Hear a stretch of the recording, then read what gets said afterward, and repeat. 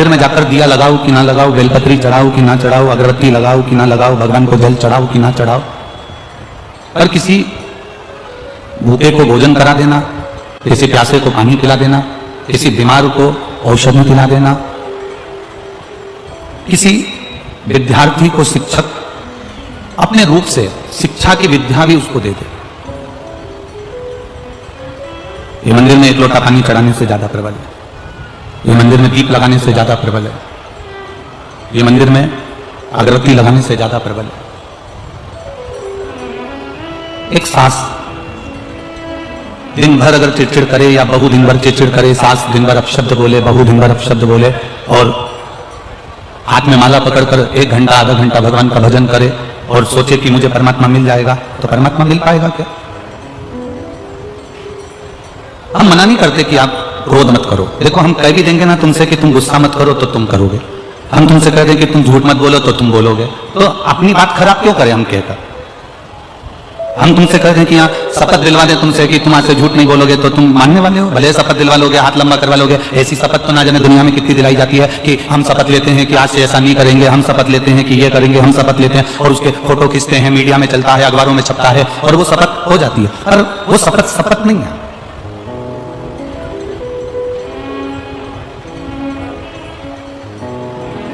हम आपसे कह दें कि आप झूठ मत बोलना, आप क्रोध मत करना, आप गाली मत देना, आप अपशब्द मत कहना, हम कहकर अपनी बात को खराब क्यों करें? क्योंकि जितने बैठे हो ना पंडाल में और जितने आस्था चैनल पर कथा सुन रहे हो, जितने टीवी पर कथा सुन रहे हो, जितने मोबाइल पर कथा सुन रहे हो, हम बोल दें कि तुम झूठ मत बोलो, हम बोल दें कि तुम गाली मत दो, हम बोल दें कि तुम अपशब्द मत बोलो, तो तुम कहीं मानने वाले तो हो नहीं। तो एक नियम बना लो बस, झूठ भी बोलो हम मना नहीं करेंगे, तुम्हें जो बोलना है तुम बोलो, गुस्सा भी करो मना नहीं, पर एक नियम बनाओ कि मैं झूठ बोलूंगी तो सुबह 9 बजे से 11 बजे तक बोलूंगी। एक नियम बनाओ कि मैं गुस्सा करूंगी, क्रोध करूंगी तो दोपहर में 12 बजे से लेकर 2 बजे के बीच में करूंगी। अगर ये नियम हमारे भीतर अगर आ गया, हम तुम्हें झूठ बोलने से कि तुम झूठ बोलना बंद कर दो या तुम क्रोध करना बंद कर दो, तो तुम मानने वाले तो हो नहीं। देखो सीधी बात है, हम कहें और आपको अगर अच्छा भी ना लगे और आप माने ना तो हमारा दिल दुखेगा। तो इसलिए हम कहें कि एक नियम ऐसा बना लो कि मैं झूठ बोलूंगी, पर एक पुलिस वाला भैया एक घर में गया और घर में गया तो उसने अपने ऑफिसर को फोन लगाया। ऑफिसर को फोन लगाया तो ऑफिसर से कहा, सर यहां एक महिला ने अपने पति को गोली मार दी। ऑफिसर को फोन करा और कहा, सर एक महिला ने एक पति को गोली मार दी। तो सर ने कहा, गोली क्यों मारी, कुछ मालूम पड़ा? हाँ सर, पत्नी पोछा लगा रही थी, पोछा गीला था, पति ने लात रख दी, इसलिए इसने गोली मार दी। ठीक है, उसको गिरफ्तार करा कि नहीं करा? सर अभी उसको गिरफ्तार नहीं करा। क्यों नहीं करा? क्योंकि पोछा गीला है। जब अपने पति को नहीं छोड़ी तो मुझे छोड़ेगी क्या? तो जब तक पोछा सूखेगा नहीं तब तक मैं उसको, अरे जम के तो बोलो, पकड़ूंगा नहीं। पोछा सूखने का इंतजार कर रहा है कि पोछा सूखेगा तब मैं इसको पकड़ लूंगा, पोछा सूखेगा तब मैं इसको पकड़ूंगा। अब अगर पोछा सूखे नहीं तो पकड़ाएगा।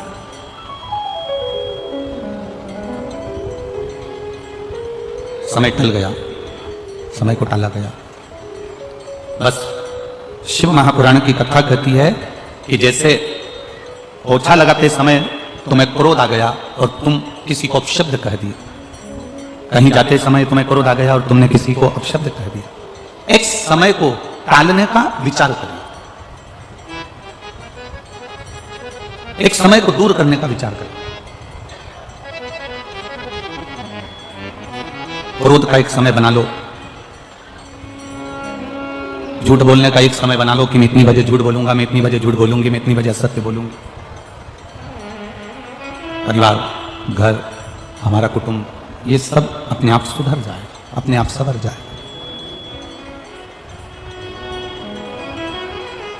करो, माला लेकर तुम बैठो भी, ठाकुर जी की सेवा भी करो, शिव जी की आराधना भी करो, शंकर भगवान की भक्ति भी करो, हम मना नहीं करेंगे आपको। पर अपने क्रोध पर, अपने गलत विचारों पर, अपने शब्दों पर हमारा संयम होना चाहिए। सब्जी में सारे मसाले डाल दो और नमक न डालो तो सब्जी में स्वाद नहीं आता, सब्जी अच्छी नहीं लगती, सब्जी का आनंद नहीं आता। शरीर पूरा भगवान ने अच्छा दिया, तुम्हारे नेत्र भी अच्छे दिए, तुम्हारे दांत भी अच्छे दिए, श्रवण शक्ति भी अच्छे दिए, हाथ भी अच्छे दिए, पांव भी अच्छे दिए, सारा शरीर परमात्मा ने तुमको अच्छा दिया। पर इस शरीर के अंदर जो आत्मा है वो आत्मा तुमने परमात्मा में लगाई ही नहीं। बैठे सब आकर यहाँ बैठे सब हैं, कथा में आए हो तो बैठोगे सब जगह। यहाँ लोग रोडों पर बैठे हुए हैं, पंडाल सारे फूल भरे हुए हैं, अपार जन समुदाय, अपार भक्त यहाँ कथा में आए हैं, बैठे सब हो। पर निवेदन आपसे इतना है कि इस मन को लगाने का प्रयास करो।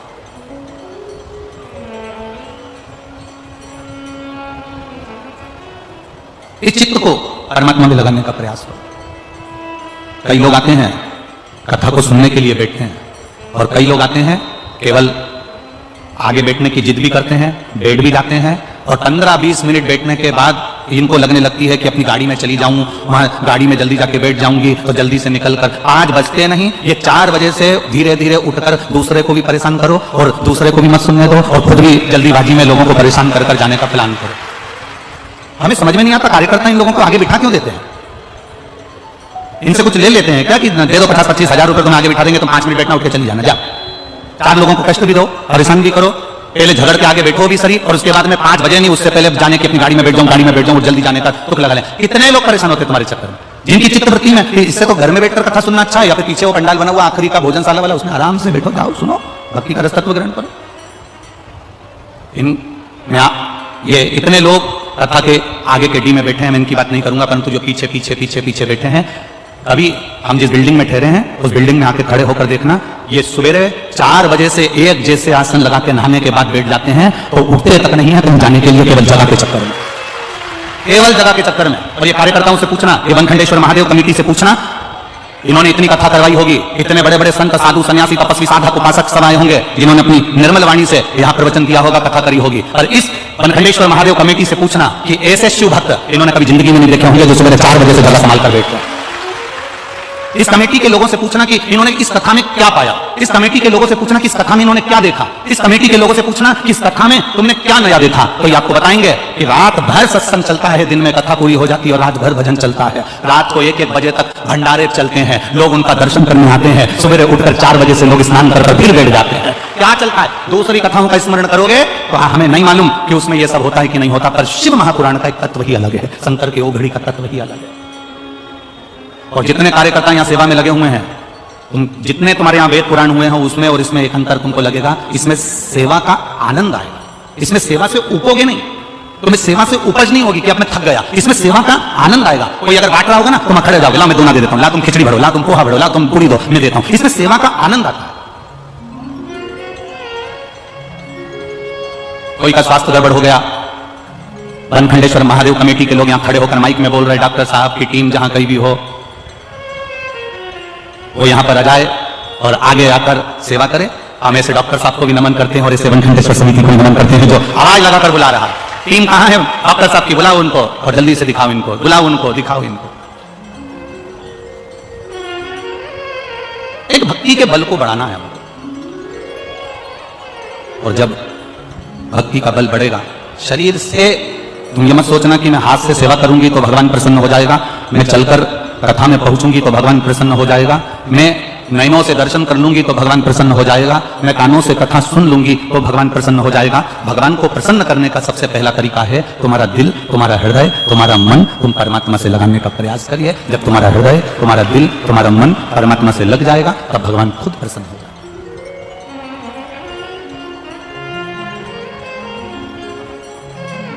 कौन सी भाषा, कौन सी भाषा मेरे भगवान समझते हैं?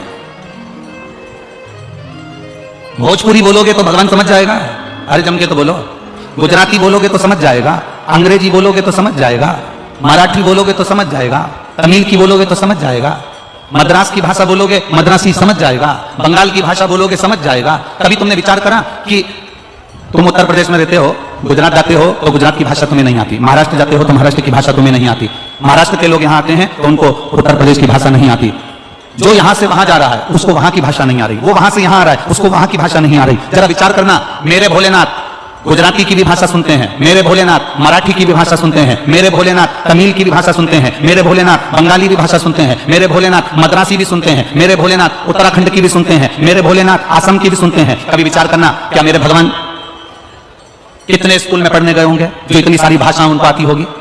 गुजराती गुजराती भाषा में विनती कर रहा है, मराठी मराठी भाषा में विनती कर रहा है, विद्वज्जन संस्कृत में विनती कर रहे हैं, साधारण व्यक्ति हिंदी में विनती कर रहा है, कोई गुजराती, कोई मराठी, कोई बंगाली, कोई पंजाबी, कोई तेलुगु, सब अपनी अपनी भाषा में विनती कर रहे हैं। कभी विचार करना, क्या भगवान इतनी भाषा को जानते हैं? क्या भगवान इतनी भाषा को सुनते हैं? तो हमारा शास्त्र कहेगा, हमारा भविष्य पुराण कहेगा, हमारी अग्नि पुराण कहेगी, हमारी नर्मदा पुराण कहेगी, हमारी पद्म पुराण कहेगी और हमारी कूर्म पुराण कहेगी कि भगवान इतनी भाषाओं को नहीं जानते, भगवान को केवल एक भाषा जानते हैं जो दिल से पुकारता है, भगवान इसके हृदय की भाषा को पहचान जाते हैं। अब हाथी ने श्रीमद् भागवत सुनिए आप लोगों ने? अरे बोलो तो जम के सुनिए। उसमें एक प्रसंग आता है, गज का जो पांव था वो मगर ने पकड़ लिया। हाथी का पांव मगर ने पकड़ा। तब तुम बताओ कि हाथी ने अंग्रेजी में स्तुति करी थी, संस्कृत में करी थी, हिंदी में करी थी, मराठी में करी थी, गुजराती में करी थी? हाथी ने कौन सी भाषा में स्तुति करी थी? बोलो रे मैनपुरी वालों, हाथी अंग्रेजी बोला था क्या? अच्छा, एक बहुत पढ़े हुए लोग रहते हैं ना, जो बात बात में अंग्रेजी झाड़ते हैं, जरा जरा सी बात में अंग्रेजी के शब्द बोलते हैं। कई लोग ऐसे भी होते हैं, व्यासपीठ पर बैठकर भी अंग्रेजी के शब्दों का प्रयोग करना चाहते हैं जिससे हमारी वैल्यू बढ़े। जो अंग्रेजी पढ़े हुए हैं, जरा जरा सी बात में अंग्रेजी बोलते हैं। एक विचार करना, उस अंग्रेजी पढ़े हुए व्यक्ति के पीछे कुत्ता लग गया। अब तुम कुत्ते के सामने करे, excuse me, excuse me, excuse me, please please please. अब कुत्ता एक्सक्यूज मी समझेगा? अरे बोलो तो जम के प्लीज समझेगा? Please please excuse. अरे कुत्ता को भगाना है तो देसी में बोलना, फाट।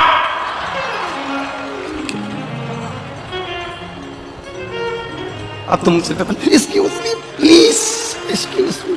सब कुत्ता क्या समझे तुम्हारा excuse me please, excuse me, don't touch please please please. कुत्ता क्या, यहां तो देसी बोलना पड़ेगा। हट, कुत्ता बक्या। अब तुम कहो कि भगवान गुजराती समझता होगा, भगवान अंग्रेजी समझता होगा, भगवान हिंदी समझता होगा, भगवान संस्कृत समझता होगा, भगवान बंगाली समझता होगा, भगवान ये समझता होगा। भगवान अगर भाषा समझता होता तो हाथी ने कौन सी स्तुति करी थी? हाथी ने, जो हाथी था, हाथी की जो भाषा होती है, हाथी उस भाषा में चिंगाड़ा, और भगवान उस चिंगाड़ की भाषा नहीं, भगवान उसके कलेजे की, दिल की भाषा सुन ली और दौड़ पड़े, दौड़ पड़े। चींटी को कष्ट होता है, वो हिंदी अंग्रेजी नहीं बोलती, कोई भाषा नहीं बोलती, चींटी का दिल दुखता है तो परमात्मा सुनता है। गौ माता को कष्ट आता है, गाय रोती है तो परमात्मा सुनता है। कुत्ते को अगर तकलीफ होती है, कुत्ता चिल्लाता है, उसकी भाषा कोई नहीं जानता, पर परमात्मा दिल की भाषा जानता है। आप कितनी भी स्तुति कर रहे हो, कितनी भी प्रार्थना कर रहे हो, 4 घंटे आंख बंद करके बैठे हो, 2 घंटे से माला पकड़ कर बैठे हो, भगवान को उससे कोई मतलब नहीं होता। भगवान को केवल तुम्हारे दिल से मतलब होता है। तूने कितनी देर मेरे से दिल लगाया है, तू कितनी देर मेरा स्मरण करी है, तू मुझे मन से कितना पुकारा है। तूने मुझे एक बार अगर दिल से पुकारा होता तो मैं तेरे सम्मुख में खड़ा होता। तूने मन से कब पुकारा? पता है, देखिए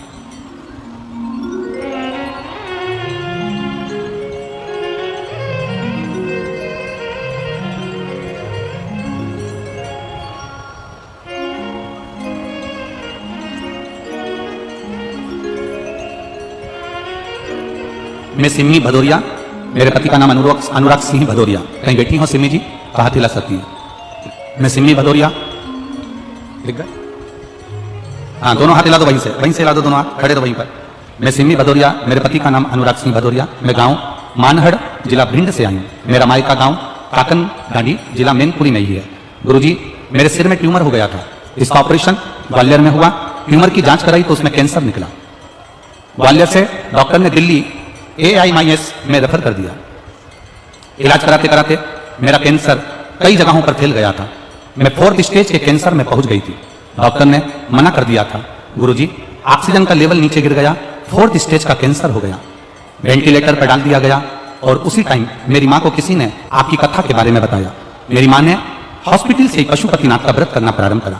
बेलपत्ती शिवजी पर चढ़ी हुई लाकर मेरी माँ ने मेरे वेंटिलेटर पर पलंग के अंदर तकिए के नीचे रखी। शिवजी पर चढ़ा हुआ जल मेरी माँ मेरे शरीर पर लगा देती। समय बीता गुरुजी, धीरे धीरे मुझे होश आया, वेंटिलेटर से उतरी और मेरी माँ डॉक्टरों से बात करी, डॉक्टर ने कहा इसका कोई भरोसा नहीं है क्योंकि ये जिंदा नहीं रह सकती, क्योंकि 4th स्टेज का कैंसर पूरे शरीर में फैल गया। तब मेरी माँ ने डॉक्टरों से कहकर विनती कर उसको घर लेकर आई और शिवजी पे चढ़ा हुआ जल और बेलपत्री मुझे खाने को देना चालू करी। बाबा की कृपा से 3 महीने में वापिस जांच कराने के लिए दिल्ली AIMS हॉस्पिटल पहुंचे तो डॉक्टर ने कह दिया तुम्हारी रिपोर्टें सब नॉर्मल हो गई है, तुम्हारा कैंसर समाप्त हो गया। ठीक हो? आजा आजा जल्दी आजा।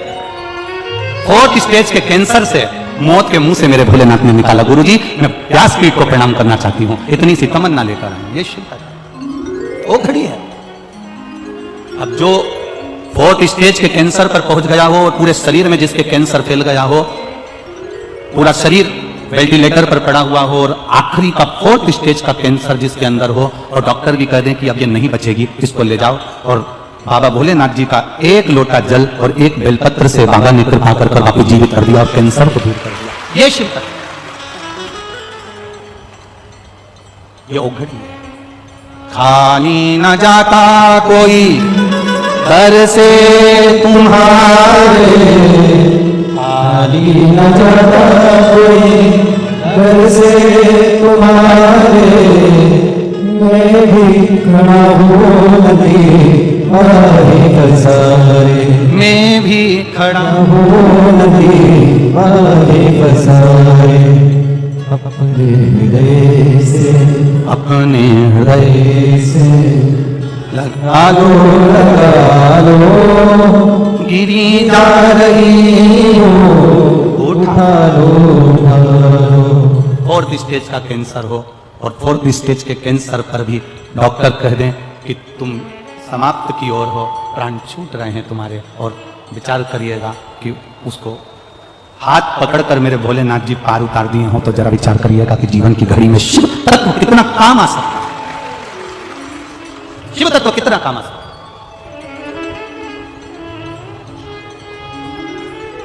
एक शिव की भक्ति, एक शिव का विश्वास, एक शिव का भरोसा हमारी जिंदगी को सार्थक कर दे।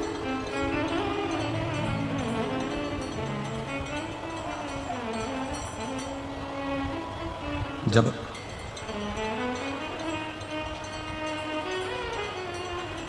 शिव की अविरल भक्ति की ओर हम बढ़े,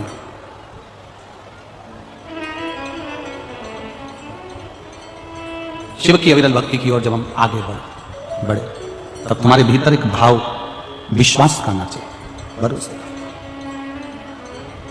शरीर से भजन नहीं करना है। ये शरीर का करा हुआ भजन हमारे लिए एक मूल नहीं है। हमारा मूल है हमारे हृदय से किया गया भजन, हमारे दिल से किया गया, हमारे हृदय चित्त से किया गया।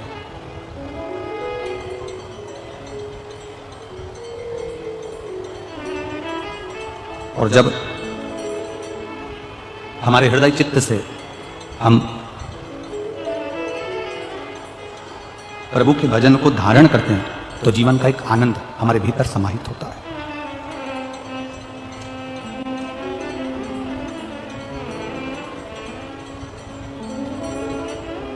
एक हमारे भीतर एक जीवन का एक सुख समाहित होता है।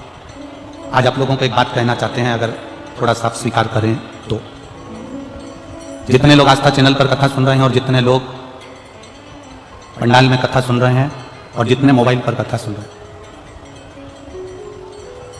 अगर हमसे मिलने के लिए व्यासपीठ पर आओ या हमसे मिलने के लिए हमारे पास में कमरे में भी आओ, तो निवेदन है आप लोगों से कि आप अपनी जेब की भेंट पैसा हमारे पास नहीं चढ़ाओगे, नहीं तो हम बेलपत्र यहां से नहीं देंगे आपको। इतना ध्यान रखो, व्यासपीठ की मर्यादा को बनाकर थोड़ा इसका स्मरण आप लोगों के भीतर होना चाहिए। इसी चक्कर में हम लोग यहाँ व्यासपीठ के पास किसी को आने नहीं देते। मूल है आप लोगों का धन दौलत आपके पास, पर जिस समय आप बाबा से मिलने के लिए आए हो और यहाँ से अगर बेलपत्र दी जा रही है तो आपकी जेब में से ठन्नी भी नहीं खसकना चाहिए। उस समय तुम्हारी खाली झोली बाबा के चरणों में होना चाहिए। और बेलपत्र जो दी गई है वो करोड़ों से कम नहीं है, खूब बाबा की। आप करो शिव की भक्ति, मना नहीं। आप करो भगवान का भजन, मना नहीं। क्यों? उसका कारण होता है। एक बेलपत्र अगर व्यासपीठ की दे रहे हैं तो ये दुनिया की सारी पूंजी से बढ़िया। हम फिर कहते हैं ये इतने लोग लाइन से बेलपत्र लेकर यहाँ से निकलते हैं, जाते हैं, इनको लगता होगा कि माला की मूलता है, गुरुजी को रुपट्टा पहना देंगे उसकी मूलता है। ना बाबू, तुम अगर आए हो, प्रणाम करा है, पोथी की एक बेलपत्र तुमको मिल गई ना, उस बेलपत्र को जिस दिन तुम समझ गए तुम्हारी जिंदगी सवर गई, समझ गए। उस बेलपत्र की महत्वता को समझो, तो उसको स्वीकार तो करो। सीहोर का रुद्राक्ष, व्यासपीठ की बेलपत्र, क्या रखती है मायना। जिस दिन समझ में आ गया ये जिंदगी का वो सुख है, देखा अपने जीवन में बड़े से बड़ी बीमारी में लोग, कैंसर हो, लीवर हो, किडनी हो। तो हमारा जितने लोग आज तक चैनल से सुन रहे हैं, जितने लोग कथा के पंडाल में सुन रहे हैं और जितनी जगह आगे भी कथाओं का स्मरण हो, उस पर ध्यान दीजिए। भक्ति के बल को बढ़ाओ। और एक निवेदन और है, वो भी यहाँ के लोग श्रवण कर लें और बाहर के लोग भी श्रवण कर लें। पानी का पाउच या पानी की बोतल या बिस्कुट का पैकेट पंडाल के अंदर कोई भी फेंक कर किसी को नहीं देगा। लोगों की आंखें चश्मे टूट जाते हैं, उनके चेहरे पर लग जाती है। इसलिए सावधानी रखें। अगर आप बांट रहे हैं, हाथ में दीजिए। किसी के चेहरे पर, कई माताओं के चश्मे टूट गए, किसी की आंख में लग जाती है, आप तो फेंक देते हो, कोई ने देखा कि ना देखा, और आपने फेंक दिया और उसको लग गई। प्रयास करो। इसलिए हम कथा में कहते हैं अपने घर से चलो तो कितनी पानी की बोतल, जम के बोलो जरा, 2 पानी की बोतल लेकर चलो। और एक बिछाने का, जम के बोलो जल्दी से, आसन। मैनपुरी वाले बड़े समझदार हैं इस मामले में। तो आसन लेके चलो, आया, बैठे, सत्संग किया, कथा करी, आनंद लिया, भक्ति करी, भजन किया, कीर्तन किया और चला। शिव तत्व को जानिए, शिव का स्मरण करिए। शिव कथा कर रही है। सब्जी में मसाले होंगे और नमक नहीं होगा तो सब्जी का कोई महत्व नहीं है। शरीर अच्छा है, बैठ भी गए और दिल परमात्मा से नहीं लगा पाए तो फिर उस भजन का कोई मोल नहीं। इस हृदय को लगाना जरूरी है, इस चित्त को लगाना जरूरी है, इस मन को परमात्मा तक लेकर जाना जरूरी है। एक लड़के का एक पत्र है, जो लड़का कभी भगवान के मंदिर नहीं गया और भगवान से उसका हेत ना जुड़ पाए। पूनम श्रीवास्तव, पति संजय कुमार श्रीवास्तव, बेटा उमंग श्रीवास्तव, निवासी कानपुर। कहीं बैठे हो, हाथ हिलाइए। आती हैं दोनों, हाथ हिला दो एक बार। पूनम श्रीवास्तव, पति का नाम संजय कुमार श्रीवास्तव, बेटे का नाम उमंग श्रीवास्तव, निवासी कानपुर। गुरुजी, मेरे भोले बाबा का मैं क्या वर्णन करूं गुरुदेव। भोले बाबा ने हमको इतना दे दिया कि हम अब क्या कहें। गुरुजी, मेरा बेटा 3 साल से सरकारी नौकरी की तैयारी कर रहा था। हम उससे हमेशा कहते थे मंदिर जाया कर, जल चढ़ाया कर। लोगों के प्रश्न जैसे वो भी हमारे सामने प्रश्न रख देता था, भगवान क्या करने वाले हैं, मंदिर जाकर क्या हो सकता है। गुरुदेव, मैंने बेटे से कहा केवल एक बार तू मंदिर जाना चालू कर दे। वो सीहोर वाला महाराज व्यासपीठ से बोलता है, छाती ठोक ठोक कर बोलता है कि शंकर अगर हाथ पकड़ लेगा तो दुनिया में किसी के हाथ जोड़ने की जरूरत नहीं पड़ेगी, तू जा शिव के मंदिर जा। बच्चे ने शंकर के मंदिर जाना चालू करा। जो मानता नहीं था शिव को मानना प्रारंभ करा, 1 लोटा जल चढ़ाना प्रारंभ करा। और जो बेटा 3 साल से सरकारी नौकरी की तैयारी कर रहा था उसको कोई रिजल्ट नहीं आया। बच्चे ने हाई कोर्ट की पेपर दिया और हाई कोर्ट का पेपर देने के बाद बच्चे ने कहा, अब देखता हूं तेरे शंकर जी और तेरा सीहोर वाला महाराज क्या करता है। मेरे बाबा का मैं क्या वर्णन करूं। पशुपति व्रत प्रारंभ किए, शिवजी से एक बार कहा, एक चावल का दाना चढ़ाकर कहा, बाबा इसकी सुन लेना नहीं तो विश्वास उठ जाएगा। बाबा ने ऐसी कृपा करी, 2 महीने के अंदर बेटे का रिजल्ट आ गया और रक्षा मंत्रालय में बेटे का सिलेक्शन हो गया। और बेटा ज्वाइनिंग लेने से पहले व्यासपीठ को नमन करना चाहता है। बेटा आया है क्या, आप आए हुए, बैठो, बेटे से आदमी बैठो। ये शिव कथा, ये शिव की उदाहरण, ये शिव की करनी। वो सहज नहीं, एक भरोसा, एक विश्वास, एक दृढ़ता और एक भीतर का जो भरोसा है, भीतर की जो दृढ़ता है, भीतर का जो एक आनंद है, वो परमात्मा से मिलाने का कार्य करता है। वो भीतर से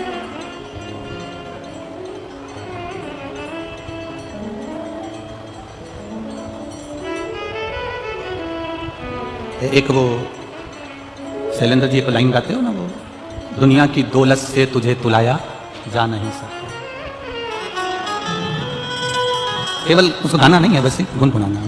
मेरी हर सांस पर अधिकार तेरा है। मेरा क्या था क्या मेरा है, मेरा क्या था क्या मेरा है। तुझे दुनिया की दौलत से तेरे साथ का बदला चुकाया जा नहीं सकता।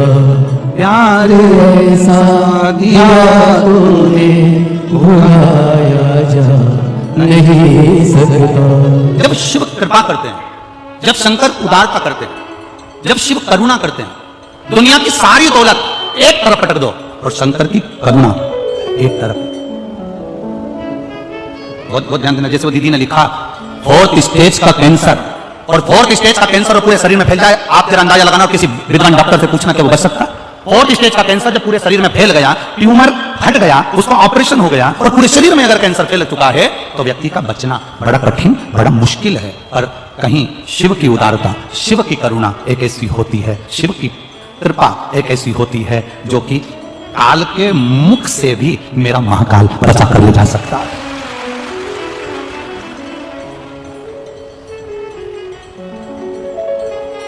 काल के मुख से भी बचाकर महाकाल ले जा सकता है। अकाल मृत्यु हो मरे जो काम करे चंडाल का, और काल उसका क्या बिगाड़े जो भक्त हो महाकाल का। जो शिव का उपासक है, जो शंकर का उपासक है, जो शिव की दृढ़ता को जानता है, जो शंकर की उदारता को जानता है, वो शिव तत्व को जानने वाला धूर है।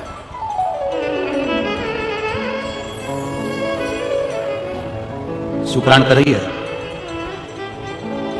द्रौपदी शंकर भगवान की बहुत बड़ी उपासक थी, और द्रौपदी भगवान शिव जी की इतनी बड़ी उपासक, पूर्व समय में ये एक ऋषि की, एक संत, एक गुरुजन, एक ब्राह्मण जन की बेटी थी। उसके पहले एक राजा के घराने में राजा की पुत्री थी। शिव की इसकी आराधना, इसके कितने जन्म निकल गए, हर जन्म में इसने शंकर की आराधना करी, प्रत्येक जन्म में इसने शंकर की आराधना करी। अब जब ब्राह्मण ऋषि की बेटी बनी तब इसने शंकर जी से वर मांगा, 14 गुणों से बलवान पति को मांगा था, 14 गुण वाला पति। तो शंकर जी ने कहा इतने गुण तो किसी में नहीं हो सकते, तो उसने कहा फिर 5 गुण का पति दे दो, जो वीर हो, धैर्यवान हो, विद्वान हो, और युद्ध में प्रबल, धनुर्विद्या में प्रबल, और दिखने में भी सुंदर। वैसे 5 गुणवान उसने पति मांगे। तो शिव जी ने कह दिया कि तुम्हें देता हूं। आखिरी में जो द्रौपदी ने मांगा वो किसी एक अकेली द्रौपदी के लिए नहीं था। जो आखिरी में मांगा गया वो केवल द्रौपदी के लिए नहीं था।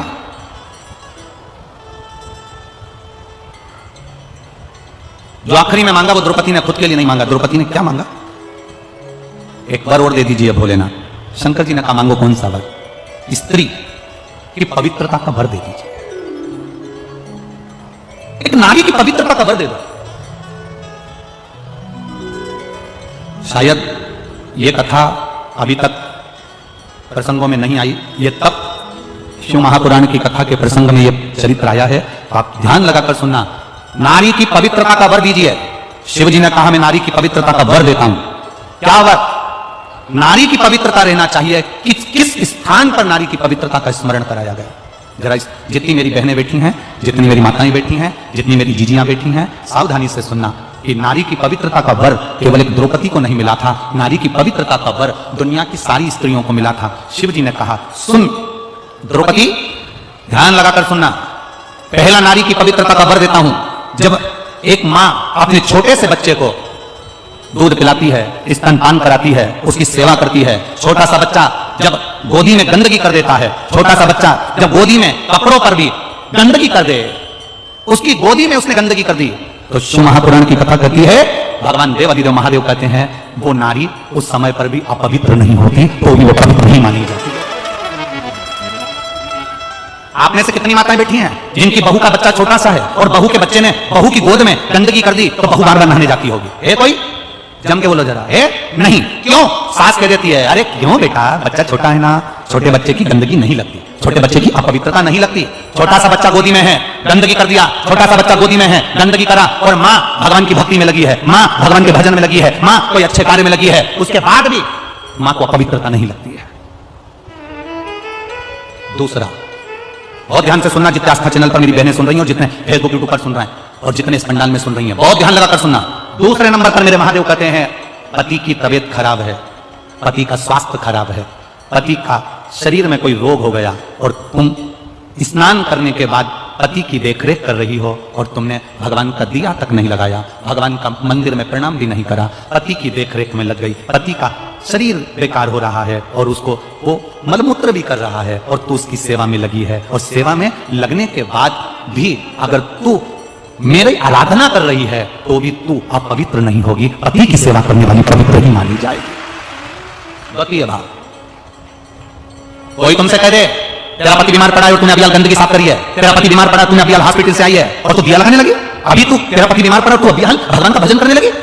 शंकर कहते हैं मैंने 3 जगह पर स्त्री को पवित्र कर दिया, 3 जगह पर। पहला, जम के बोलो मेरी माताएं, तब जब गोदी में बच्चा रहता है, छोटा रहता है, आप उसकी देखरेख कर रही हो, गंदगी कर रहा है, साफ सफाई कर रही हो, उसके बाद भी आप अपवित्र नहीं हो। पति की सेवा कर रही हो, पति को परमेश्वर मानकर पूछ रही हो, पति को सेवा कर रही हो, उसको दवाई दे रही हो, उसको गोली दे रही हो, उसका शरीर नहीं काम कर रहा है, इसके बाद भी वो गंदगी भी कर रहा है तो तुम साफ कर रही हो, तब तुम अपवित्र नहीं हो, तुम पवित्र ही कहलाओगी। तुम्हारे भीतर एक पवित्रता का भाव आएगा। और तीसरे नंबर पर घर में सास ससुर, घर में बुजुर्ग, घर में कोई बूढ़ा व्यक्ति बीमार है, तकलीफ में है, कष्ट में है, गंदगी भी कर रहा है और घर की बहू, घर के लोग उसको संभाल रहे हैं, उसकी सेवा में लगे हैं, तो शिव कहते हैं वो आप पवित्र नहीं कहलाएगी, पवित्र ही कहलाएगी।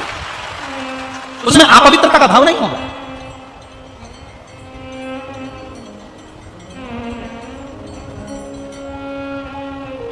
अगर आज बहुओं से अगर कथा के माध्यम से कोई कह दे कि तुम्हारे सास ससुर बीमार पड़े हैं और तुमने उनके अभी कपड़े बदले हैं, उनकी गंदगी साफ करी है, क्या तुम नहा के आओ, उसके बाद तुम यहां पर बैठना, उसके बाद तुम हमारा भजन करना, उसके बाद तुम्हारी हमारी भक्ति करना। अब भगवान की भक्ति से बड़ी सास ससुर की सेवा है कि सास ससुर की सेवा से बड़ी भगवान की भक्ति है? ईमानदारी से बोलना। सबसे बड़ी सेवा जो तुमने अपने बुजुर्गों की कर ली, उस बुजुर्ग की सेवा से बड़ी दुनिया में कोई भक्ति नहीं हो सकती, वो शिव की कृपा। 3 जगह पर नारी अपवित्र नहीं होती। पहला, उसका बच्चा गंदगी कर दे गोदी में, उसके बच्चे ने अगर गंदगी कर दी गोदी में तो नारी बार बार स्नान करने नहीं जाएगी, क्योंकि बच्चा छोटा है, उसको संभाल रही है, उसको गोदी में लिए, उसको लाड लड़ा रही है, उसको प्रेम कर रही है, उसको स्नेह कर रही है, उसको स्तनपान करा रही है, उसको दूध पिला रही है, उसको भोजन करा रही है। मां बार बार स्नान नहीं करेगी, वो नारी पवित्र की पवित्र कहलाएगी। वो जब चाहे भगवान का भजन कर सकती है, वो जब चाहे तब शिव की आराधना कर सकती है, वो जब चाहे शंकर को दिया लगा सकती है, वो जब चाहे शिव के स्मरण कर सकती है। दूसरे नंबर पर पति बीमार पड़ा है, पति को शरीर में कष्ट है, पति को तकलीफ है और स्त्री उसकी सेवा में लगी है, हॉस्पिटल में उसकी सेवा कर आई है और उसका मन कर रहा मेरे पति की तबीयत ज्यादा खराब है, सेवा करते करते मंदिर चली गई दिया लगाने के लिए, वो पवित्र ही कहलाएगी, उसमें अपवित्रता का भाव नहीं आएगा। और तीसरे नंबर पर घर में बुजुर्ग, सास ससुर, माता पिता, घर का बड़ा, घर का दादा दादी, घर का बुजुर्ग अगर बीमार पड़ा हुआ है और बहू उनकी सेवा में लगी हुई है और सेवा करते करते भी उसने पूजन नहीं करी, मैं सेवा कर लूं इसके बाद पूजन करूंगी, फिर गई दिया लगाने के लिए भगवान के मंदिर में, तो भगवान उसको अपवित्र नहीं मानता, भगवान उसको पवित्र नहीं मानता है। उसकी पवित्रता उसके जीवन की रहती है, क्योंकि भगवान की भक्ति, भगवान का भजन, भगवान का कीर्तन, भगवान का स्मरण फल जब देता है जब हम किसी की सेवा का मूल तत्व अपने अंदर उतार लेते हैं कि मैं सेवा कर रही हूं।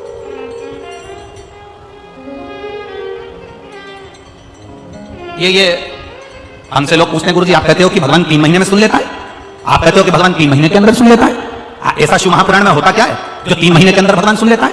और हम यहां पर भी कहकर जा रहे हैं, जिसने 1 गिलास पानी पिलाया है, 1 अन्न का दाना खिलाया है, जिसने किसी को सेवा दी है, यहां बैठकर आप कुछ ना कुछ इस पूरे प्रागण्य में सेवा कर रहे हो, खाली नहीं जाएगा। 3 महीने का इंतजार करना, तुम्हारा पत्र कहीं ना कहीं कथा में मैनपुरी का पत्र भी वहां पर प्राप्त होगा, लिखा होगा।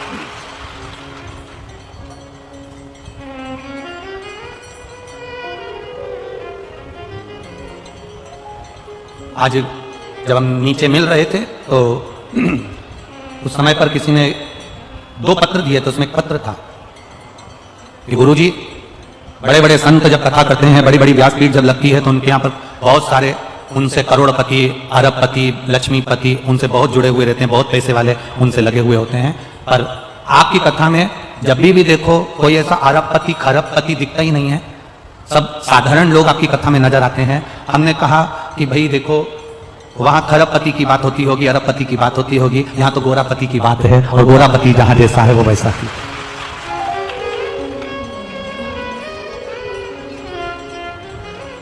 एक किसी ने कहा था बहुत पहले कि गुरुजी आप क्या वीआईपी कथा नहीं करते हो? कि हमने कहा वीआईपी कैसी होती है?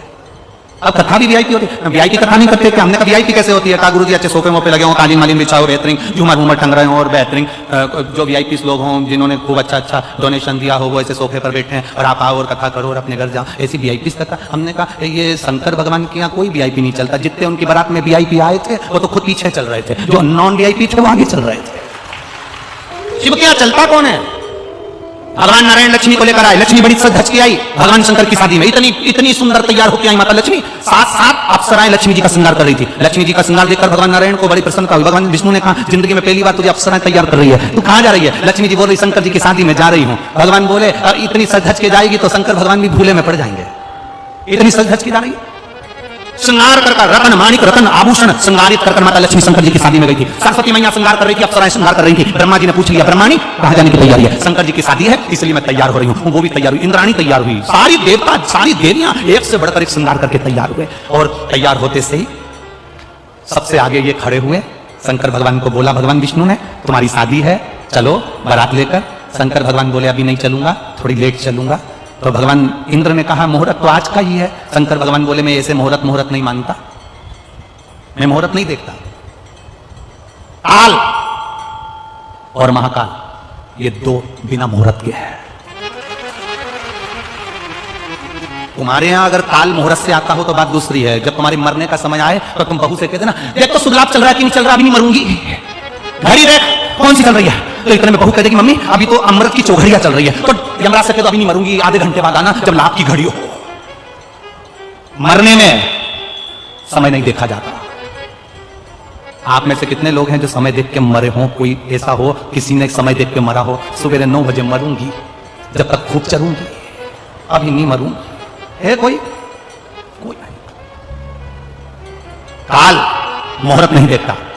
मरने का समय नहीं होता। जब मरने का कोई समय नहीं है तो महाकाल से मिलने का भी कोई समय नहीं है। जब तुम्हारी मर्जी पड़े तब जाइए। शंकर का ओ घड़ी ये शंकर के मंदिर में तो अब पट हो गए, शंकर के मंदिर में तो अब दरवाजे हो गए। पहले शिव के मंदिर में दरवाजे नहीं होते थे, शंकर के मंदिर में पट नहीं होते थे। शंकर बिना पट का होता था। क्यों? शंकर भगवान कहते थे मैं पिता हूं, मैं घर का बड़ा हूं, घर का बुजुर्ग हूं। इसलिए घर का जो बड़ा होता है, घर का जो बुजुर्ग होता है, घर में जब बेटे बड़े हो जाते हैं, बहुएं आ जाती हैं, पोता पोती बड़े हो जाते हैं, तो घर की जो बुजुर्ग माँ होती है ना, वो कमरे में नहीं सोती, हॉल में सोती है। उसको मालूम है मेरे बच्चों को कब मेरी जरूरत पड़ जाए मुझे आवाज लगा देंगे। शंकर के मंदिर में पट नहीं होता, शंकर के मंदिर में दरवाजा नहीं होता, शंकर के मंदिर में कोई द्वार नहीं होता। शंकर के मंदिर तो खुले होते थे, वो तो अब मंदिर में दरवाजे होने लगे, अब मंदिर में पट होने लगे। शंकर भगवान के मंदिर में ना पट है, ना झंझट है, ना कपट है और ना कपाट है। शिव तो ओ घड़ी है। कहा मुहूर्त निकल रहा है, चलो। कई लोग हमसे कह देते हैं महाराज जी आप बताओ कौन सी मुहूर्त में दुकान खोलें, आप बताओ कौन से दिन दुकान खोलें, आप बताओ कौन सी चौघड़िया में दुकान खोलें।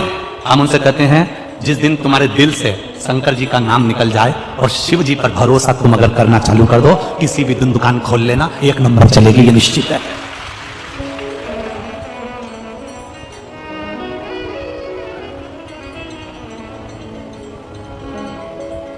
तुम्हारा भरोसा, तुम्हारा विश्वास पक्का होगा, सब चलेगा। सब लक्ष्मी जी आई हैं, सरस्वती जी आई हैं, ब्रह्माणी आई है, इंद्रदेव, भगवान विष्णु, भगवान ब्रह्मा सब इकट्ठे आए, सब तैयार हो के एकदम पार्लर से जोरदार सबसे। अब तुम अपने रिश्तेदार के घर शादी में जाओ, इतना तैयार होकर जाओ और तुम्हारे रिश्तेदार के यहाँ शादी में तुमको कोई आगे आगे नहीं करे और तुम्हें कोई पूछे नहीं, तो तुम्हें कैसा लगेगा? इतनी सज धज के आई, बेड़ी बांधी, यहाँ मोती, यहाँ फूल, यहाँ गजरा, बिंदी को यहाँ से चमक वाली टीकी यहाँ चिपका के आई, यहाँ तक इधर से नीली करके आई, मुंह में 2 घंटे तक पेंसिल से लाइन खींची, फिर इसके बाद डब्बा भरा और पार्लर गई थी, उसने अलग 2 घंटे तक यूं रखा और धागे से ना जाने क्या करती रही। इतनी मेहनत करी तुमने बस शादी के लिए, इतनी मेहनत, और तुम शादी में गई और तुम्हें कोई ना पूछे तो, तुम्हें कोई आदर ना करे तो, तुम्हें कोई आगे रखे ही नहीं तो। अब इतनी तैयार होकर लक्ष्मी, सरस्वती, इंद्राणी ने, ब्रह्माणी साहब गई और मैं पहुंच गई। और इतने में लक्ष्मी जी ने भगवान विष्णु से कहा प्रभु से बोलो बारात जल्दी निकालो। क्यों? दिल की हरमा आंसुओं में बह रहे हैं। 20,000 का मेकअप 5 मिनट में बह रहा है। कई तो मेकअप करती करती भी जो करती थे। अब इधर अब बेचारा पति आया, हाँ क्या है, इसको पकड़ो, पकड़ो जल्दी से। और पति ने बेचारा यूं कर रहा है और ये लगी अपनी,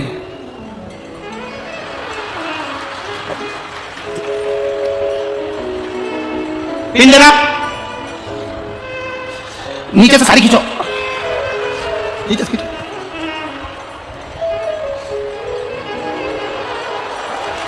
और खींचो, और थोड़ी सी और खींचो। अब पति बोला ये क्या करूं? फेंको मेरे ऊपर, क्या करूं, नीचे रखो। ऐसी लग रही। अब पति बोला ऐसी लग रही जैसे हरी घास में भैंस चल रही है। अब बोले सो कहा बोले तो लक्ष्मी जी नारायण से बोली भगवान से, प्रभु। भगवान बोले क्या? बारात जल्दी निकालो, जल्दी। भगवान बोले क्यों? अब इनको जल्दी इसलिए निकालना था क्योंकि दिल के अरमा आंसुओं में बह रहा है। इतना महंगा मेकअप 5 मिनट में बह रहा है। अब एसी के कमरे से नीचे पृथ्वी पर आए हो, भूलोक में आए हो, ब्रह्मांड में आए हो, तो यहाँ तो सब चीज रहती, तो तुम जल्दी जल्दी प्लीज। शंकर जी से कहा प्रभु बारात। शंकर भगवान बोले अभी हम नहीं निकलेंगे। तो मुहूर्त तो आज का है। शिव जी बोले मुहूर्त से कोई मतलब नहीं, जिस दिन हमारा पाउडर का डब्बा आएगा तभी हम जाएंगे। भगवान शंकर जी समझ में नहीं, भगवान विष्णु समझ ही नहीं पाए कि पाउडर का डब्बा का मतलब। इतने में लक्ष्मी जी कहने लगी हमको लगता है इनका डब्बा नहीं है पाउडर का, हमें मालूम होता तो हम पहले से लेके आते, हमें क्या मालूम था कि इनका डब्बा नहीं। अब इतना तो सुनना था। इतनी देर में सामने से आवाज आ रही थी, राम नाम सत्य है। शंकर भगवान उठकर नाचने लगे, मेरा पाउडर का डब्बा आ गया। जो सामने से बारात आई, बारात देखकर शिव प्रसन्न। राम नाम सत्य, राम नाम सत्य। लगा याद, रात तैयार, इनने भस्मी चढ़ाई, तैयार होके बैठे और इतने में भगवान ब्रह्मा जी बोले तुम्हारे लिए रथ लाए हैं, उस पर बैठ जा। शंकर जी बोले रथ पे नहीं बैठूंगा, मैं मेरे नंदी पर बैठूंगा। नंदी पर बैठ गए, तो नंदी पे बैठे तो भी उल्टे, नंदी का मुंह इधर, शंकर जी का मुंह उधर। इंद्र ने पूछ लिया प्रभु नंदी पर बैठे हो, वो भी उल्टे बैठे हो, नंदी का मुंह इधर है, तुम्हारा मुंह उधर है, सीधे तो बैठो। शंकर भगवान बोले हम सीधे नहीं बैठेंगे। क्यों? क्योंकि नंदी का मुंह उधर, हमारा मुंह इधर, इसलिए क्योंकि बारात को आगे से नंदी देखेगा, पीछे से हम देखेंगे। पूरा मैनेजमेंट हमारा है, पूरा। अब लक्ष्मी जी ने नारायण जी से कहा हम आगे नाचे कि पीछे? स्त्रियों में ये बड़ी विचित्र बात हो जाती है, जब बारात निकलती है ना तो वो बार बार अपने जीजा जी से कहती है ढोल वाले को पीछे भेजोगे कि आगे? हम आगे नाचे कि पीछे? अब ढोल वाला इधर बजाता बजाता उसने देखा यहाँ पे तो कोई निछावर आ नहीं रही, तो ढोल वाला भी धीरे धीरे डम डम करता हुआ आगे चले गया। तो नाचती नाचती अब लक्ष्मी जी पूछ रही हम आगे कि पीछे, क्योंकि नंदी का मुंह इधर और शंकर जी का मुंह इधर। लक्ष्मी जी से भगवान विष्णु बोले तुम्हारी मर्जी हो, जहां पे नाच लो, देखो ये तो बारात है, कहीं पर भी नाच सकते हो, ठीक है। दुनिया की बड़ी विचित्र रीति है, शादी होती है तो दुनिया के लोग शादी में दूल्हे के आगे चलते हैं। कहां चलते हैं? जम के बोलो जरा, आगे। दुनिया की रीति बड़ी विचित्र है, शादी होती है तो पूरे रिश्तेदार आगे चलते हैं, और जब कोई मर जाता है तो सारे रिश्तेदार पीछे चलते हैं। इससे यह मालूम पड़ता है कि तुम्हारे सुख के समय पर, तुम्हारी खुशी के समय पर, तुम्हारी धन दौलत के समय पर सारे रिश्तेदार आगे रहेंगे, और जैसे ही तुम्हारी दुख की घड़ी आई, कर्जे में लदालूम हुए, सारे रिश्तेदार पीछे चले, पीछे। अब शिव जी आगे। अब इतने में ब्रह्मा जी ने भगवान शंकर जी से कहा प्रभु जी आपकी बारात चल रही है, थोड़ा आपसे निवेदन है। शंकर भगवान बोले बोलो क्या बात है? तुम पूरे तन पे तुम्हारे भस्म रमी है, नग्न वेशधारी हो, कुछ नहीं थोड़ी सी नीचे से कुछ लपेट लेते तो अच्छा लगता। शंकर भगवान बोले रुको अभी हम आते हैं, और शंकर जी अंदर गए और जो नीचे का आसन था वही लपेट लिया। अब आसन में कोई बद्दी मद्दी तो थी नहीं, तो वो बंधे कैसे? तो उनके गले का जो सांप था उसको निकाल के उससे कह दिया तो यहाँ लपेट जा, और उसको लपेट दिया और नंदी पे बैठ गए। अब इनको क्या मालूम था भोलेनाथ जी को कि आगे जब बारात चली तो उसमें ब्रह्मा जी ने सहनाई वालों को आगे लगा दिया और उन्हें पुंगी बजाना चालू कर। अब जैसे ही उन्हें पुंगी बजाना चालू करी तो जो नीचे बंधा था वो भी धीरे धीरे अब जैसे ही तैयार हुआ तो आसन फिर से खुल गया। आसन खुलते से ही ब्रह्माणी ने ब्रह्मा जी से कहा दूल्हे से तो कह दो कुछ पहन ले। ब्रह्मा जी फिर नाचते नाचते गए, प्रभु आसन खुल गया तुम्हारा। शंकर भगवान ने कहा तेरे को कहा नीचे बंधे रहे, खुला क्यों? प्रभु आपकी शादी है, मैं नहीं नाचूं। शंकर भगवान बोले हमारी शादी में केवल हम नाचेंगे, बाकी का कोई नहीं नाचेगा। नीचे बंधा, शिव जी की बारात चली।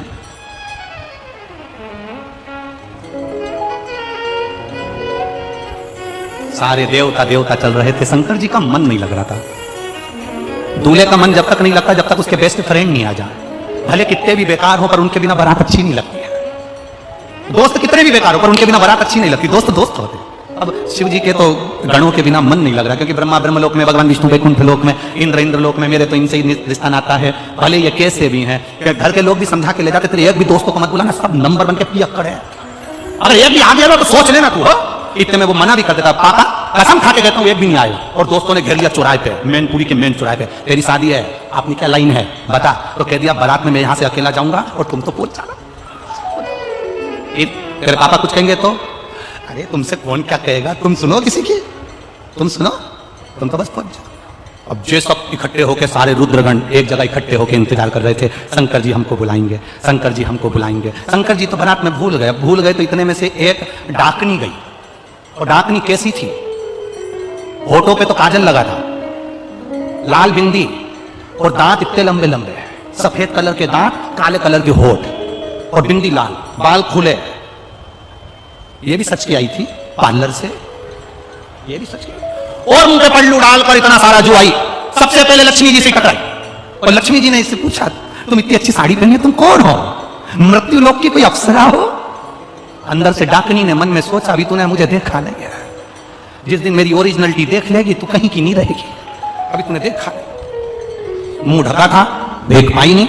लक्ष्मी जी ने कह दिया एक बार मैं तुम्हारा चेहरा देखना चाहती हूँ, हम देवलोक की हैं, लक्ष्मी हैं, देवलोक में तो इतनी सुंदर सुंदर अप्सराएं होती हैं, पृथ्वी की अप्सरा को मुझे देखना है। इतने में डाकनी बोली मैं अपना चेहरा नहीं दिखाऊंगी। डाकनी ने पल्लू पकड़ के रखा और लक्ष्मी जी को दिखा कि नहीं दिखा।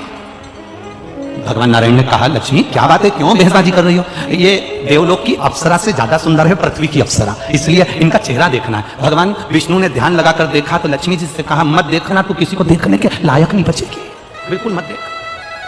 अब तो लक्ष्मी जी को अंदर से ईर्ष्या होने लगी, तुम्हें कैसे मालूम कि ये बहुत सुंदर है? अब तो देख के रहूंगी, जा।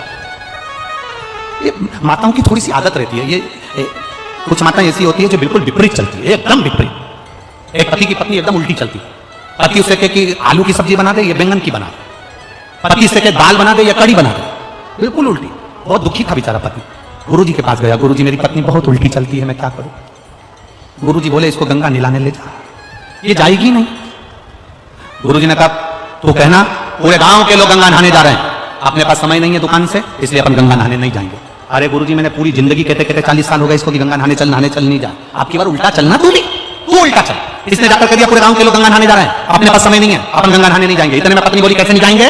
शादी के 40 साल हो गए तो मुझे लेकर कहां गए? गंगा नहाने चलो मेरे साथ। खुश हो गया, गुरुजी गजब कर दिया, पहली बार जा रही है। चेला गुरुजी के पास जाकर बोला, इससे मेरा पीछा छुड़ा दो, बस एक बार ऐसा कर दो कि ये गंगा जी में ही रह जाए। गुरुजी ने कहा, एक काम कर, जब ये गंगा नहाने के लिए पानी के अंदर जाए, उल्टी तो चलती है, पानी के अंदर जाए, तब तू कह देना, आगे मत जा। बस इतना कहना। क्या बोलेगा? आगे मत जा। उल्टी तो चलती है। और जैसे ये गंगा जी में उतरी और पति ने आगे मत जाना, पत्नी के जाऊंगी, जा। चली गई, पानी में बह गई। इसने जेब में से नारियल निकाल के गंगा जी में फोड़ा, जा। पत्नी बहुत चतुर थी, उसने चेन पकड़ ली गंगा जी की, नी बही। गुरुजी ने कहा था, अगर वो चेन पकड़ ले तो तू चिल्ला कर कहना, जम के पकड़। तू चिल्ला के कहना, जम के पकड़। उसने चेन पकड़ी और उसने कह दिया, अच्छे से पकड़ना। पत्नी बोली, नहीं पकड़ना। ले चली गई, जा, नहीं पकड़ो, जा। वो तो अच्छा है अपनी मैनपुरी की नहीं थी, पकड़े सो तो कहा पकड़े। अब लक्ष्मी जी बोली, मैं तो चेहरा देखे बिना रहूंगी नहीं, मुझे चेहरा देखना। अब भगवान मना कर रहे, नहीं मेरे को तो देखना है, मैं तो चेहरा देखे बिना मानूंगी ना। लक्ष्मी जी चेहरा देखे, जो लक्ष्मी जी ने उसका चेहरा देखा, एक सेकंड के लिए लक्ष्मी जी पृथ्वी पर नहीं टिकी, सीधे बैठे, सीधे बैठे। भगवान के पास में डाकनी ने आकर कहा, प्रभु सारे रुद्रगण आपकी राह देख रहे हैं, डमरू बजाओ। शिव जी ने डमरू बजाया, डाकनी, पुसाचनी, भूत, चुड़ैल सब आ गए, बहुजन सब। किसी के 12 मुंह, किसी के 10 हाथ, किसी के 5 पांव, किसी के आंखी आंख ढेर सारी, सब दरवाजे पर पहुंचे। आरती उतरी, अंदर प्रवेश हुआ, भोजन की तैयारी हुई। देवताओं के लिए पंगत लगा दी गई, रुद्रगणों के लिए भी पंगत लगा दी गई। इंद्र बैठे थे उनके सामने।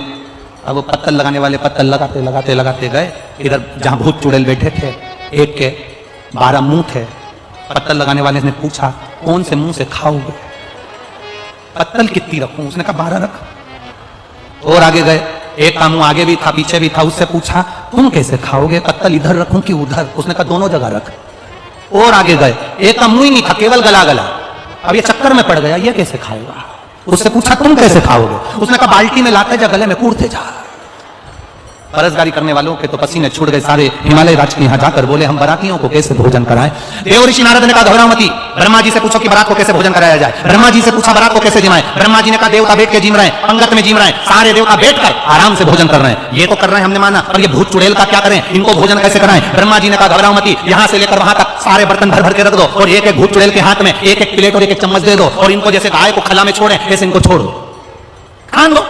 सारे भूत चुड़ैल के हाथ में एक एक प्लेट चम्मच देकर छोड़ दिया। इंद्रदेव ने ब्रह्मा जी से पूछा, देवता बैठ के भोजन कर रहे हैं, ये तो पंगत हो गई, पर ये रुद्रगण खड़े खड़े डाकनी, पिशाचनी, चुड़ैल, भूत खा रहे हैं, इनके खाने का कोई नाम होगा क्या? ब्रह्मा जी बोले, इसी को कलयुग में बफेट कहेंगे, यही कलयुग में बफेट।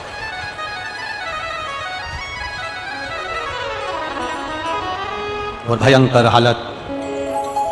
आपके यहां होता है बफेट? अरे बोलो तो जम के होता है। बहुत बुरी हालत होती है उसमें, खाने का कंपटीशन होता है। दुनिया में सबसे ज्यादा भीख मांगने वाले वहीं मिलेंगे आपको। तुम देखना, सबसे ज्यादा भीख मांगते नजर आते हैं जब वो पानी पूरी की जगह पर। क्या बोलते, पानी पूरी कि गोलगप्पा? गोलगप्पा, हैदराबाद में भी गोलगप्पा बोलते हैं। किसी ने हमसे पूछ लिया था, इसको गोलगप्पा क्यों कहते हैं?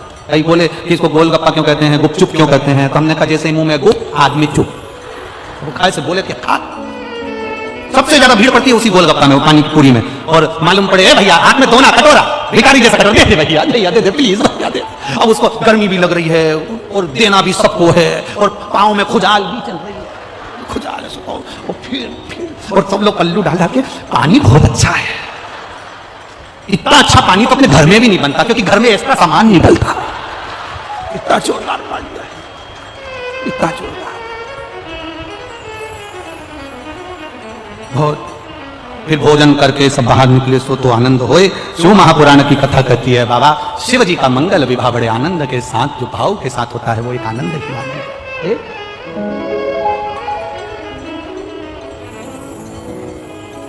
अरे लुटा दिया भंडार काशी वाले, कर दिया माला वो भोला, सब दुख काटो हमारा, वेश है मंगलकारी, वेश है मंगलकारी, शमशान वासी हमारा, शमशान वासी हमारा, ओ भोला सब दुख काटो हमारा, ओ भोला सब दुख काटो हमारा। शिव कथा कर रही, भगवान शंकर का संवाद कर रहा, शिव तत्व कर रहा। 3 जगह पर नारी को पवित्रता का भाव वर्णित करते। अब जितनी माताएं बैठी हैं वो भी मुख से बोलेंगे। पहला स्थान कौन सा बताया? बच्चा जब छोटा है, गोदी में है, वो बच्चा गंदगी भी कर रहा है तो भी नारी पवित्र। दूसरा स्थान कौन सा बताया? पति की सेवा अगर पत्नी कर रही है, पति सेवा में लगी है तो वो पवित्र है। तीसरा स्थान कौन सा बताया? घर के बुजुर्ग माता पिता सास ससुर की सेवा में लगी है वो पवित्र है। ये पवित्रता का भाव वर्णन किया।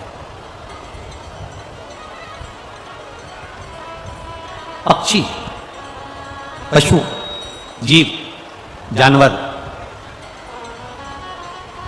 अगर इन पशु पक्षी को, इन जीव, इन जानवर को अगर भगवान का भजन करना है तो इनको क्या स्नान करना पड़ेगा?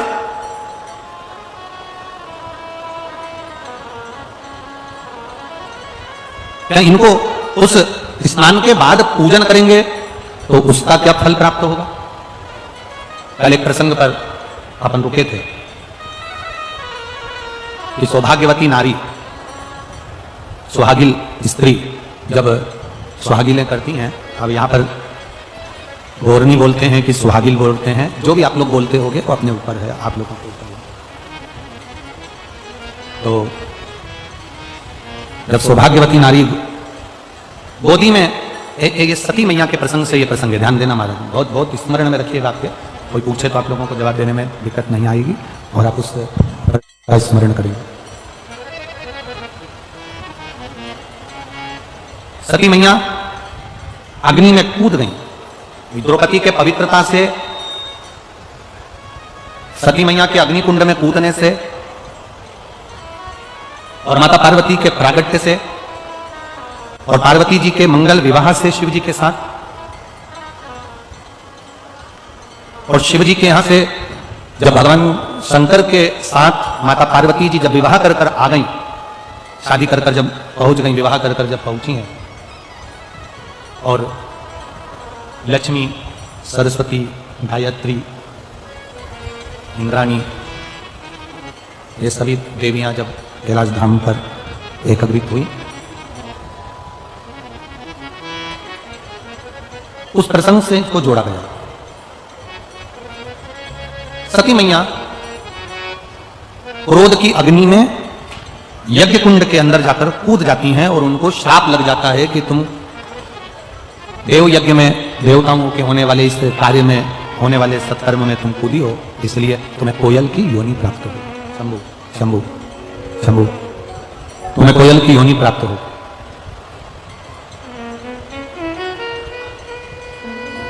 सती मैया ने हाथ जोड़कर देवादिदेव महादेव से प्रार्थना की,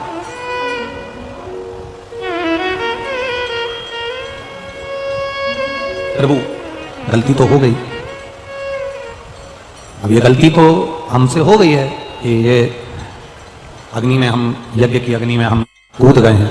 थोड़ा बेस कम करो बाबा। यज्ञ की अग्नि में हम कूद गए, ये गलती तो हमसे हो गई है। पर क्षमा भी तो आप ही को करना है प्रभु, क्षमा भी तो आप ही को करना है। शंकर भगवान ने कहा तुम कोयल के रूप में जन्म लेने के बाद में जब 2 आषाढ़ पड़ेंगे, जिसको दुनिया के लोग कोकिला अधिक मास कहेंगे, और ये 2 आषाढ़ में तुम जब मेरी आराधना करोगी अखंड सौभाग्य को पाने के लिए,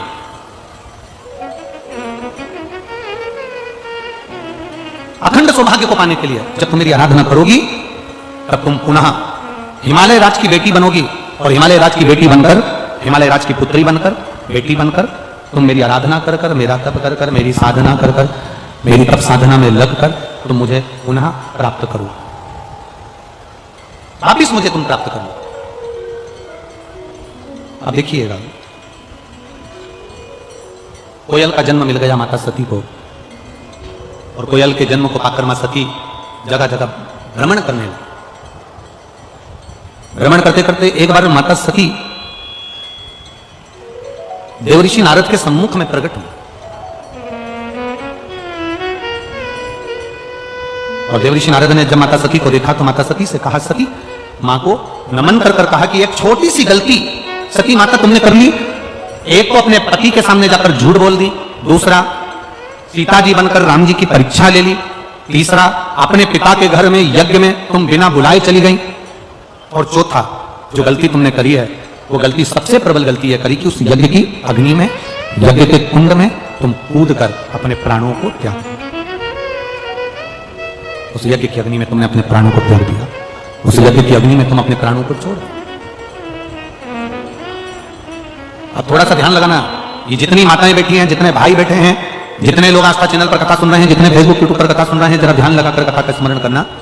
सती मैया के जन्म से पहले, पार्वती जी के जन्म से पहले जितने जितने जन्म माता पार्वती के हुए हैं, उमा बनकर, कात्यायनी बनकर, चंद्रघंटा बनकर, कुष्मांडा बनकर, स्कंदा बनकर, कात्यायनी बनकर, गौरी बनकर, उमा बनकर, ये सब माता पार्वती जी के जन्म के पहले के सारे जन्म माता पार्वती के हैं, जितने भी हैं, उमा, कात्यायनी, चंद्रघंटा, गौरी, महागौरी, स्कंदा, कात्यायनी, ये जितने जितने माता के अवतार हैं, ये सब पार्वती जी के जन्म के पहले के।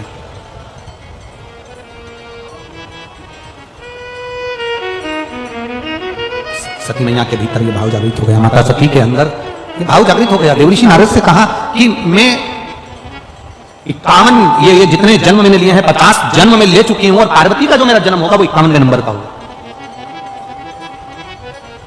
कुछ ऐसी कृपा कर दीजिए कि मेरी मांग का जो सिंदूर है वो अखंड रहे, और बार बार मुझे इस शरीर को छोड़ना ना पड़े, इस शरीर से मेरे बार बार ये शरीर मेरा छूटे ना।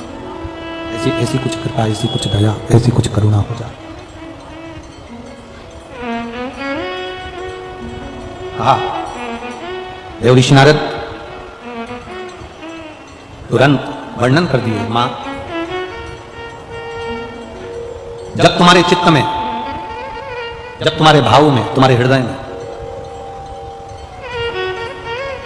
तुम्हारी चित्तवृत्ति में, तुम्हारे हृदय में, तुम्हारे भाव में, जिस समय पर तुम कोयल बनकर भी एक अन्न के दाने को अगर उठा लोगी, और वो अन्न का दाना तुमने जो उठाया है अगर वो 2 भाग वाला है, वो अन्न के दाने में अगर 2 भाग हैं जिसको तुमने उठाया, और वो अन्न का दाना भूलवश भी अगर किसी सौभाग्यवती नारी की गोद में अगर पड़ जाता है, तो मां तेरा वो अखंड सौभाग्य भी रहेगा, और तुझे जिंदगी में दूसरी बार फिर बदलकर जन्म नहीं लेना पड़ेगा। एक ही अखंडता में चलना है, एक अखंडता के साथ। कभी आप अपने घर की बुजुर्ग माताओं से पूछना कि ये सुहागिल जब हम करते हैं, सौभाग्यवती नारियों को जब हम, सुहागिलों को जब हम बुलाते हैं, मांग में सिंदूरा देते हैं, गोदी में चना और गुड़ डाल देते हैं उसके, तो ये चना गुड़ का महत्व क्या है? अभी सौभाग्यवती नारियों से, या जितनी सुहागवती माताएं हैं, जो बुजुर्ग घर की माताएं हैं, उनसे पूछना कि ये सुहागिल जब हम करते हैं, 11, 5, 7 बिठाते हैं, उनकी गोदी में चना और गुड़ जो हम डाल देते हैं, ये प्रसंग कहां का, ये प्रसंग का सार्थक कहां से?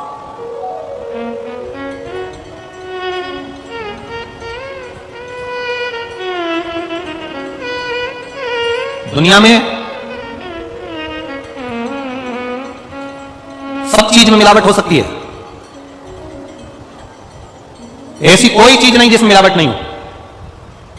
दुनिया में सब चीज में मिलावट हो सकती है, केवल एक चना और गुड़ ऐसा होता है जिसमें मिलावट का कोई काम नहीं होता है। गुड़ के अंदर खार हटाने के लिए, कालापन हटाने के लिए थोड़ा बहुत उसमें कुछ डाल सकते हैं, पर रहेगा वो गुड़ गन्ने का रस ही। गुड़ को साफ किया जा सकता है, गुड़ का पाउडर बनाया जा सकता है, गुड़ का पाउडर का डब्बा बनाया जा सकता है, गुड़ की बड़ी ढेली बनाई जा सकती है, गुड़ की छोटी ढेली बनाई जा सकती है, गुड़ की और छोटी ढेली, पर रहेगा वो गुड़ ही। उसमें मिलावट सफाई के लिए कर सकते हो, पैकिंग के लिए कर सकते हो, सुंदर दिखने के लिए कर सकते हो, अच्छा बनाने के लिए कर सकते हो, आप उसकी पैकिंग या अच्छा बनाने के लिए उसको कर सकते हो, पर रहेगा वो गुड़ ही।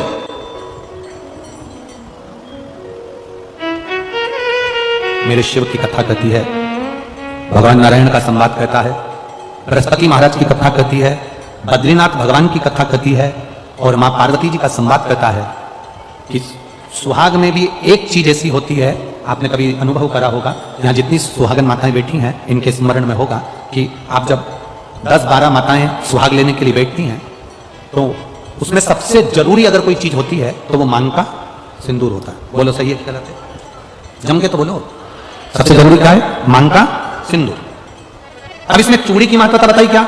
इसमें मंगलसूत्र की महत्वता बताई क्या? इसमें नाक की लौंग की महत्वता बताई क्या? इसमें जो तुमने साड़ी पहन रखी उसकी महत्वता बताई क्या? नहीं, इसमें महत्वता बताइए मांग के सिंदूर की। कारण क्या है? चूड़ी जो तुम हाथ में पहनी हो, सबके हाथ में अलग अलग डिजाइन की चूड़ी हो सकती है, सबके कलर अलग हो सकते हैं, सबकी मूल्य अलग हो सकता है, कोई 10 रुपए दर्जन, कोई 5 रुपए दर्जन, कोई 50 रुपए दर्जन, कोई 150 रुपए दर्जन, कोई 500 रुपए दर्जन की चूड़ी हो सकती है। जिस चूनर को तुम ओढ़े हो इसकी कीमत ऊपर नीचे हो सकती है। जिस नथ को तुम पहने हो, सुहाग की सामग्री में जो जो सामग्री आपको बताई जा रही है इसकी कीमत ऊंची नीचे हो सकती है। कान का कुंडल पहने हो इसकी कीमत ऊंची नीचे हो सकती है। आपने गजरा लगाया उसकी कीमत ऊंची नीचे हो सकती है। जो मंगलसूत्र पहना, किसी ने बड़ा पहन लिया ज्यादा कीमत का है, किसी ने छोटा पहन लिया कम कीमत का है, इसकी कीमत ऊंची नीचे हो सकती है। पांव में बिछुड़ी पहनी इसकी कीमत ऊंची नीचे हो सकती है। पांव में पायल पहनी इसकी कीमत ऊंची नीचे हो सकती है। केवल सारी दुनिया में जितनी नारियां हैं जो मांग में सिंदूर लगाती है उसकी कीमत एक जैसी रहती है, उसकी कीमत ऊंची नीचे नहीं रहती है। मांग के सिंदूर की कीमत एक जैसी। इसलिए जितनी बैठती हैं, जितनी भी माताएं वहां पर, जब तेज बोलने लगते तुम स्लो कर देते हो बाबू, जितनी भी माताएं वहां बैठती हैं वो सबके मांग में एक जैसा सिंदूर होता है, क्योंकि सिंदूर एक सम है। एक 16 श्रृंगार में से बाकी के श्रृंगार की कीमत ऊंची नीची हो सकती है, पर मांग के सिंदूर की कीमत एक जैसी, अखंड का अखंड का अखंड। हम तो कई बार आप लोगों को कथा में भी वर्णन करें, कभी मौका मिल जाए करे ना, तो सोमवार की जो अष्टमी होती है ना, प्रयास करना कभी अगर मौका मिल जाए करे आप लोगों को। सोमवार की जो अष्टमी होती है, जिस लड़का लड़की का विवाह नहीं होता, जिसका मंगल पाणी ग्रहण संस्कार नहीं होता, वो जो ये अशोक सुंदरी वाली जो जगह होती है, ये शिवलिंग है, ये जलाधारी है। यहां से जो चरण है इसमें राइट में गणेश जी, लेफ्ट में कार्तिकेय जी, बीच में एक मोटी सी लाइन होती है जो अशोक सुंदरी का स्थान होती है।